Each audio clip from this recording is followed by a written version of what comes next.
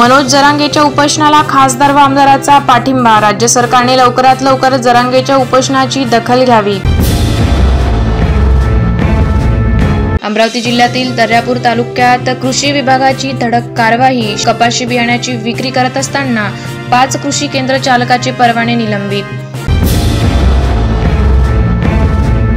नागपूर ते औरंगाबाद मार्गावर भीषण अपघात, दोघांचा मृत्यू तर 2 गंभीर जखमी।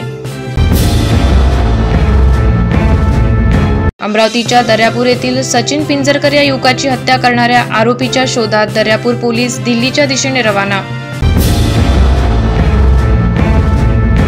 नीट परीक्षेच्या निकालाविरुद्ध अखिल भारतीय विद्यार्थी परिषदेने अमरावती निर्देशक सीबीआय मार्फत चौकशी करण्याची मागणी। शालेय पोषण आहार कर्मचाऱ्याचे अमरावती जिल्हाधिकारी समोर धरणे आंदोलन। शासनाने आश्वासन दिले मात्र मागण्या मान्य केले नाही, आंदोलनकर्ते आक्रमक। जम्मू काश्मीर येथील वैष्णोदेवीला जात असताना हिंदू भक्ताच्या बसवर पाकिस्तानी घोषित इस्लामिक जिहादी आतंकवादी भ्याड हल्ला केल्याने अमरावती बजरंग दलाच्या वतीचे निषेध।